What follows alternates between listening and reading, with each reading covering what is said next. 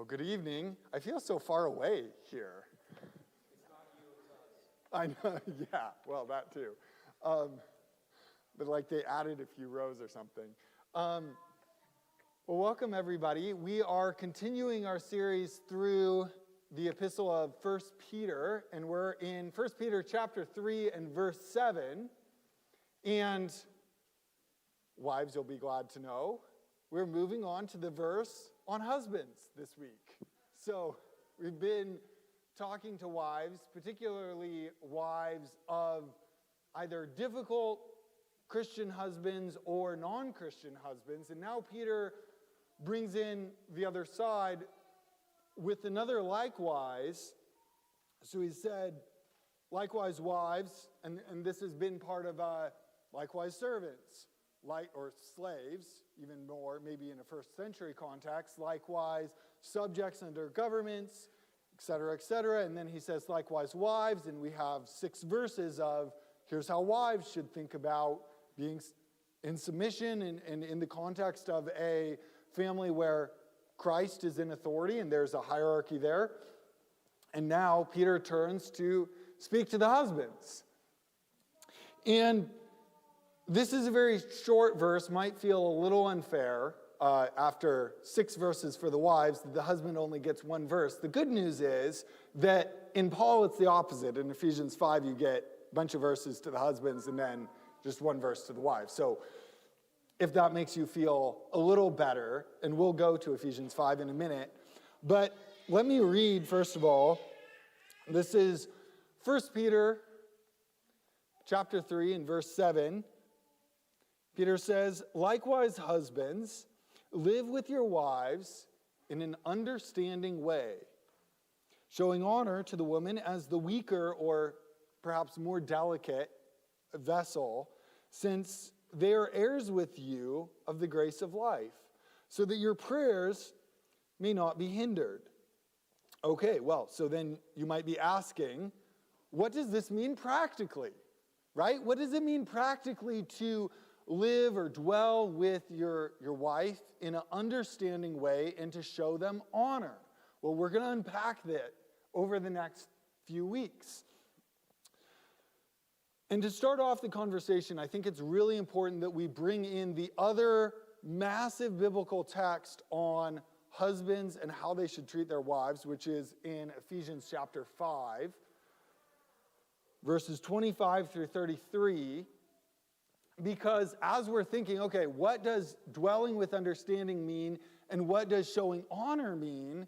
Well, there's another place in the Bible that fleshes this out in some more detail. And so obviously that's a helpful place to start as we start to think through, like, what does this look like in the real world of a marriage? So Paul, in Ephesians 5, starting in verse 25, he says, husbands, love your wives as Christ loved the church and gave himself up for her, that he might sanctify her, having clarified her by the washing of water with the word, so that he might present the church to himself in splendor, without spot or wrinkle or any such thing, that she might be holy and without blemish. And what might be surprising in some ways at first look at this passage is that Paul starts in such a theological way. I mean, if you know Paul, that's not going to be particularly surprising to you, but he really grounds the marriage relationship in a theology of how we understand Christ and what Christ has done. And then continuing in verse 28, so he says, like, here's the illustration, but it's more than the illustration. In some ways, you could reverse it. Husbands loving their wives is an illustration of Jesus' love for the church. But Jesus is the perfect model. So in verse 28, in the same way, so just like Jesus comes and loves his bride, his people, husbands should love their wives. And then here Paul gives another illustration. As their own bodies. He who loves his wife loves himself. For no one ever hated his own flesh, but nourishes it and cherishes it, just as Christ does the church, because we are members of his body. And then he quotes verse 31, therefore a man shall leave his father and mother and hold fast his wife, and the two shall become one flesh, quoting back to the Genesis story about Adam and Eve. This mystery is profound, and I'm saying that it refers to Christ and the church. However, let each one of you love his wife as himself, and let the wife see that she respects her husband. And so, okay, let's very briefly unpack a few of these phrases from Peter. So he says, first of all, live together according to knowledge, right? Likewise, husbands, live with your wives in an understanding way. The Greek there literally is according to knowledge, but in an understanding way, I think is a good practical translation of that.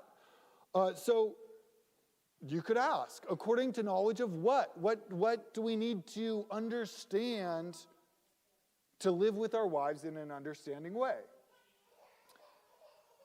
I think there's a few things. One is understand your responsibility as a husband, right? That gets to both the 1 Peter and the Ephesians passage is what is God calling you to do?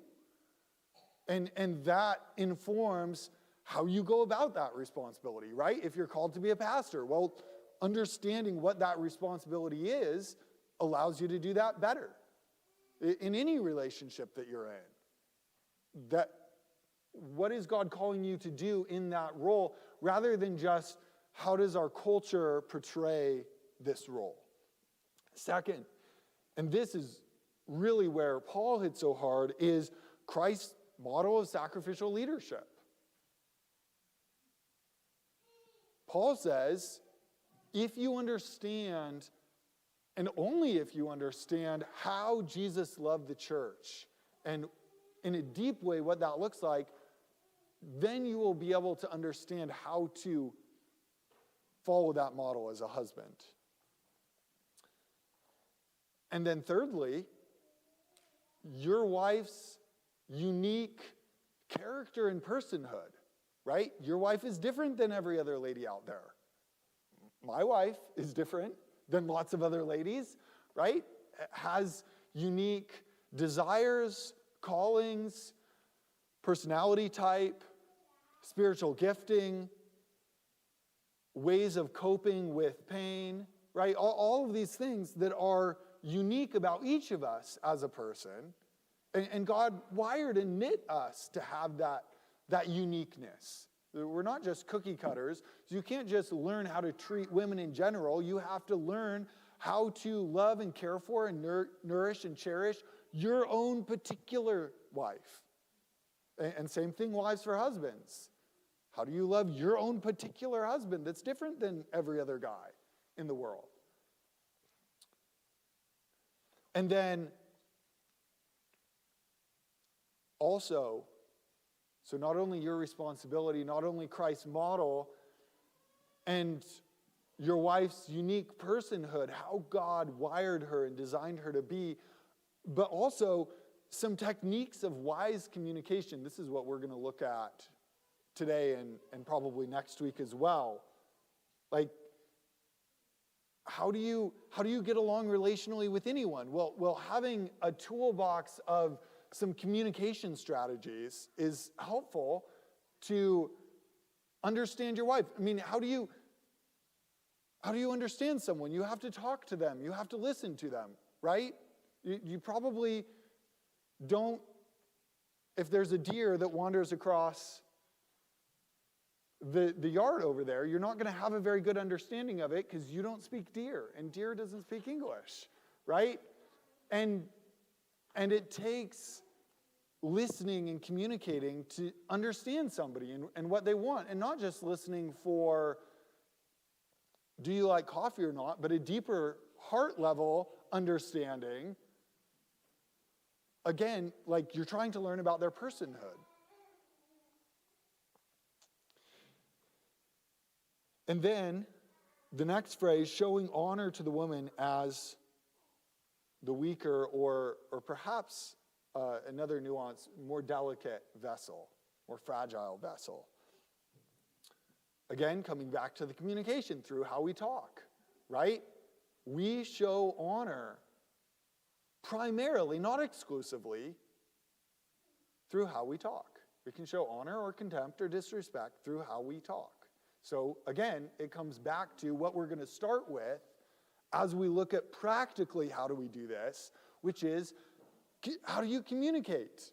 And how do you communicate in a way to A, gain understanding, and B, show honor, right? That's what Peter's calling us to do here. So let's talk about that. And then also, which is what Paul brings in, and we're going to have probably 2 separate sermons just on this, through nourishing and cherishing.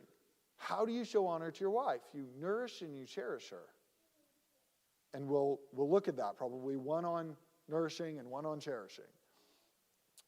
And then also, by leading her spiritually, by taking the lead in confession and forgiveness. How do you show honor to your wife? You take the lead in confessing your own sins and forgiving her when she sins. That's part of how you show honor practically to your wife. And then finally, the last phrase Peter has. So this is kind of the big picture of like where are we heading as we're unpacking this verse, because it's going to be multiple Sunday evenings to go through it.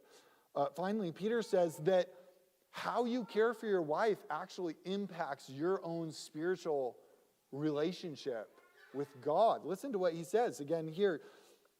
He says, well, why should you make the effort? Because it's a lot of effort to live with your wife in an understanding way, right? It's a lot easier to just be like, another slice of pizza, please. I'm watching my show, right?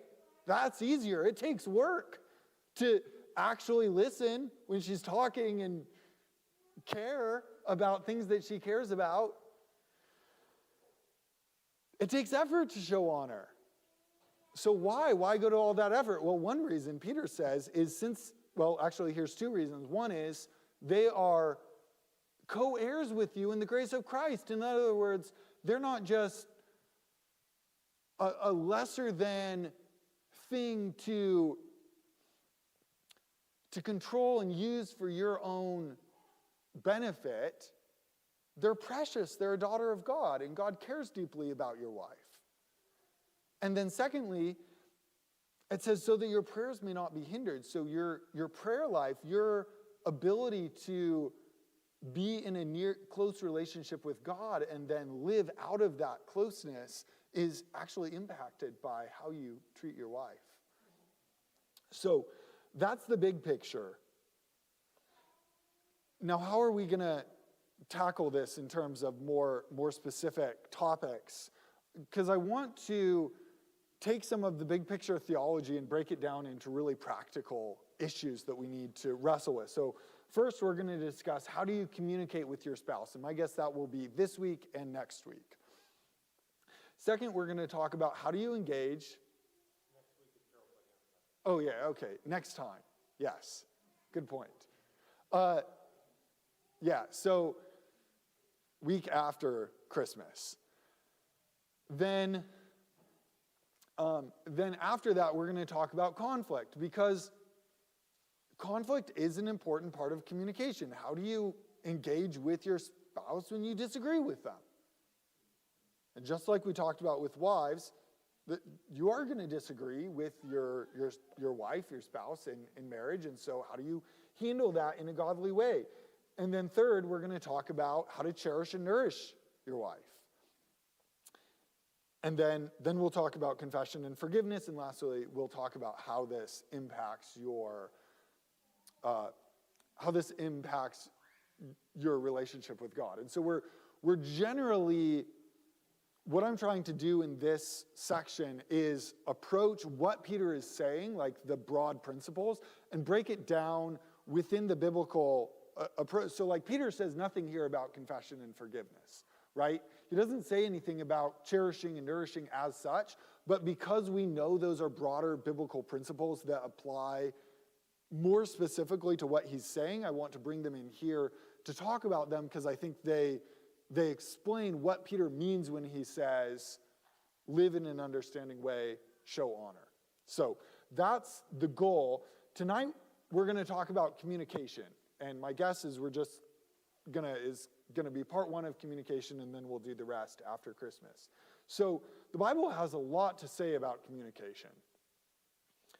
You've got Proverbs 18:21, where Solomon says, the tongue has the power of life and death, and those who love it will eat its fruit. In James 3, classic passage, 2 through 8, James says, for we all stumble in many ways. And if anyone does not stumble in what he says, he is a perfect man who is also able to bridle his whole body. And he gives a couple of illustrations. If we put bits into the mouths of horses so that they obey us, we guide their whole bodies as well. Look at ships also. Though they are so large and driven by strong winds, they are guided by a very small rudder wherever the will of the pilot directs. So also the tongue is a small member, yet it boasts of great things. How great a forest is set ablaze by such a small fire. And the tongue is a fire, a world of unrighteousness. The tongue is set among her members, staining the whole body and setting on fire the entire course of life, and set on fire by hell. For every kind of beast and bird and reptile and sea creature can be tamed and has been tamed by mankind, but no human being can tame the tongue. It is a restless evil full of deadly poison. So there you have it, the Bible's very optimistic approach to learning about communication, which, by the way, applies to lots of relationships beyond just marriage. We're going to deal with it more strictly within a husband-wife context, but I think the principles here are really broadly applicational in tons of relationships. And by the way, kids, this is a skill that it's helpful if you start learning before you're married. Okay, you can use, how do you treat your mom and dad? How do you treat peers? Right? If you wait, those of you who have been married, you can back me up on this. If you wait till after you get married to start learning about godly, respectful communication with other people, especially other people of the opposite sex, it does not go particularly well. Yes? So, I want to, because there's so much that could be said about communication. Like, I've preached sermons from Proverbs on communication. My dad, I'm sure, has several dozen that he's preached going through the book of Proverbs. There is a lot to be said. The Bible has a ton to say about communication. So we're not going to cover everything. So as I was looking for a framing device for thinking about how do we, what can we say here about communication within this specific context of marriage? One of the tools that Miriam and I actually went to a marriage conference a couple years ago that had a really helpful session on communication. And one of the things that they brought up was thinking through, in any discussion that you're having, using either a work talk or heart talk. And the way they differentiated it is work talk is you're problem solving, you're trying to figure out some logistics of your day, which is absolutely necessary. And heart talk is when you're trying to get to know somebody at a deeper level. And separating a little bit, though you can have both of these in the same conversation, almost switching gears from, because it's so easy to try to solve problems and someone's sharing with you, or your spouse is sharing with you challenges that they're having, fears that they have, dreams that they have, not like dreams when they're sleeping, but I mean dreams like things that they're excited about doing in the future. And you're just like, solve the problem, right? And so they're bringing up, oh, I'm so stressed because this person, that person at work, or this child, that child, I don't know what to do with it. And you're like, well, here's the solution. Step 1, step 2, step 3. Guys, we have this problem. And the wife is like, this is not what I was looking for. I was looking for affirmation. I was looking for reminders that you love me, right? And not just a bullet-pointed list on how to solve the problem. And there's a very famous video you can look up on this. It's called It's Not the Nail. And it's this picture, essentially, of a wife has a giant nail sticking out of her head. And she's telling her husband, like, oh, I just have this throbbing pain in my forehead. I can't figure it out. And my sweaters, they snag. And and the husband's like, there's a nail in your head. There's a nail sticking out of your forehead. And the wife keeps saying, no, I don't want you to tell me what it is. Just listen. And illustrating the common disconnect between husbands and wives in trying to communicate. And not that every husband and wife fits that stereotype, but it's common that whether it's different just personalities as humans or men and women, and God wired men and women very differently, and so the way we communicate is different. This is a skill that takes time to learn, and one that I am far from an expert on. So I'm not coming here as a professional communicator with my wife. We're learning this, but what I'm coming with is having some experience in almost 5 years of marriage, and also having read quite a few books in preparation for this to try to think about how do we do communication well, and what does the Bible have to say about this?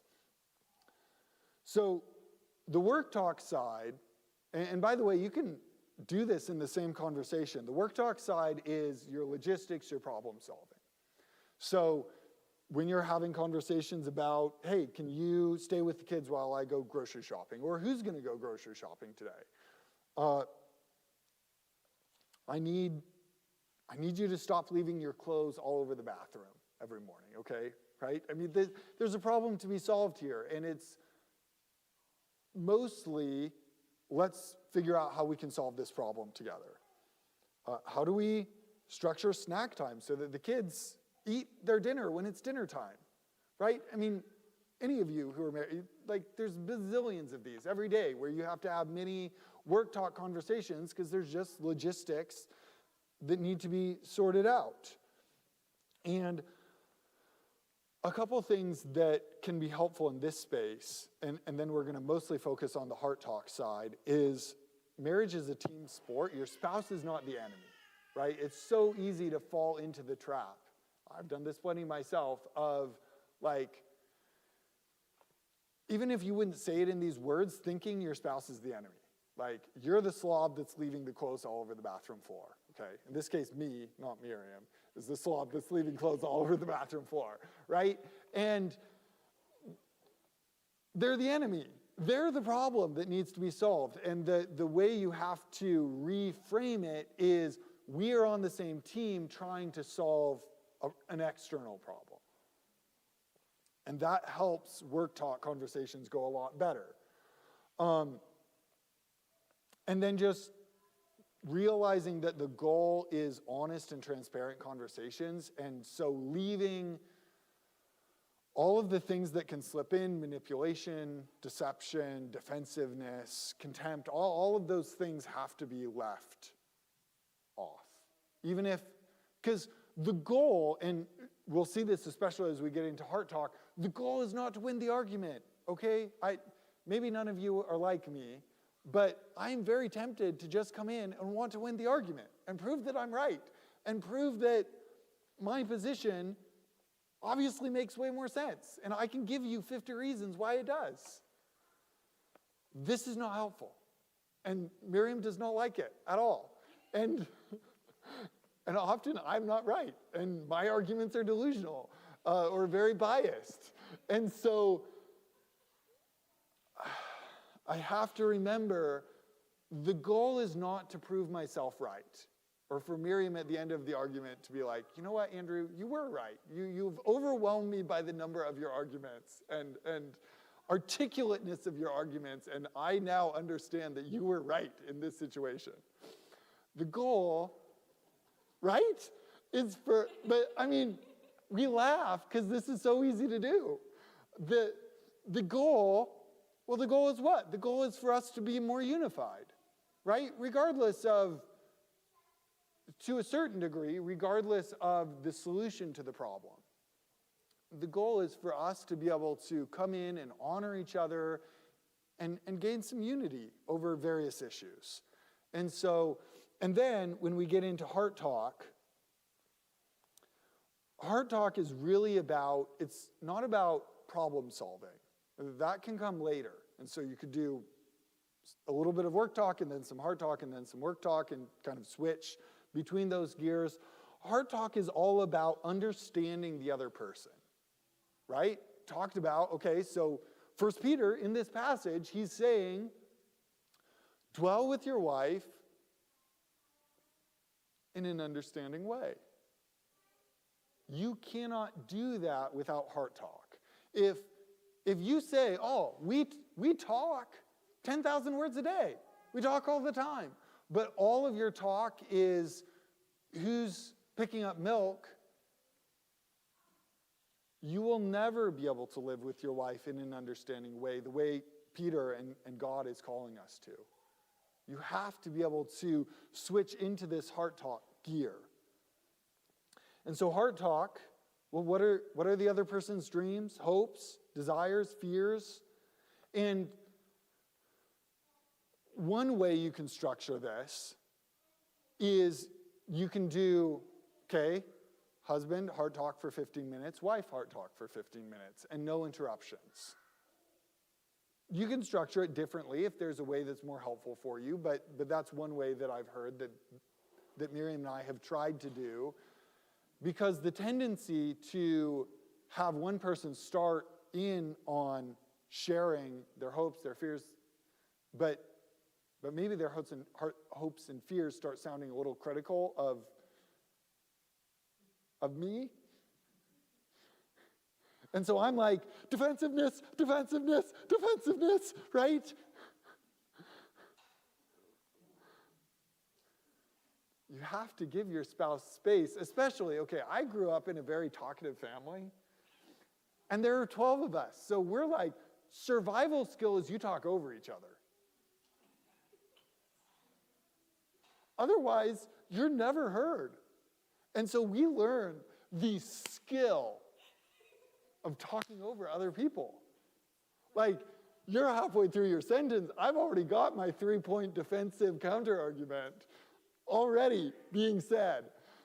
My wife, bless her, grew up in a very quiet family where you gave each other, only 4 people, you gave each other lots of time to think, process multiple drafts of arguments before they speak. Very calm.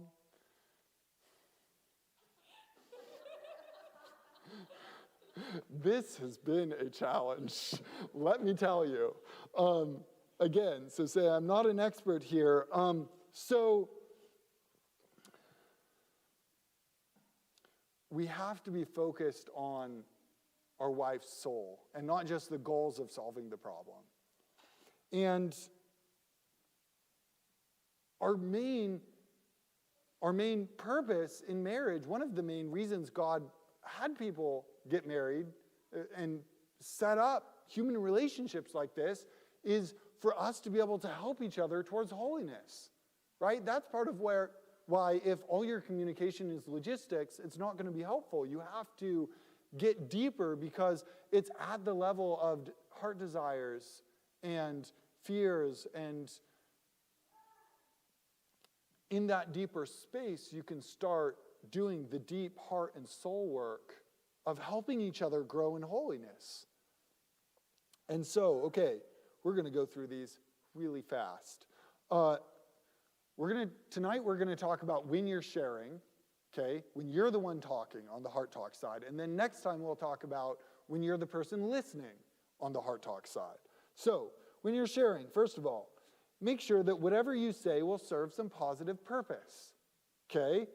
Ephesians 4:29, do not let any unwholesome talk come out of your mouths, but only what is helpful for building others up according to their needs, that it may benefit those who listen. I think this is extra true when it comes to marriage. It's so easy to fall into communication patterns that don't have anything to do with helping build your spouse up and can actually be tearing them down instead. Second, and really this is the flip side, don't just vent what you feel or think, okay? I am a very talkative person, and I have to be really careful to filter what I'm saying, what I'm thinking and feeling, because not everything I feel is necessarily helpful or appropriate in that conversation. And so, few verses on this. Proverbs 15:28, the heart of the righteous weighs its answers, but the mouth of the wicked gushes evil. Proverbs 17:27, the one who has knowledge uses words with restraint, and whoever has understanding is even-tempered. Proverbs 29:11, a fool gives full vent to his spirit, but a wise man quietly holds it back. And James 1:19, know this, my beloved brothers, let every person be quick to hear, slow to speak, and slow to anger. So there's things that can be true that you don't have to say in certain situations. And as you know your wife better, you get wiser at what to say and what not to say, because you think back to the last time and think, I said that and it didn't go very well. And so wisdom here is super important. And then lastly, we need love. And one way that I've heard this explained that I think is really helpful is sandwich with love, right? It's important to share truth, right? You do need to express yourself and what you're feeling and thinking. Because if you don't do that, just bitterness builds up and builds up and builds up, and that's not helpful. But if all you express is truth with harshness, it's not going to help the relationship. And so sandwiching with love and saying, dear, I love you. I really appreciate how thoughtful, how caring, how hospitable you are. And I see that in you. And then maybe you need to share some true things that are also, that need to be heard, because we're in marriage. We're not just here to coddle and affirm each other all the time, because we're sinners and we need truth. And we, husbands and wives, are the primary tool that God puts in one another's lives to be able to help and prod each other to holiness, right? And if Miriam is just this sycophantic, like, oh, Andrew, everything you say and think is just perfect and amazing. Like, no, I'm not Jesus. Not everything I say and think is good and right. I need my wife. She needs me to be able to help encourage each other to godliness, but sandwich it with love. So, again, here's our verse as we close.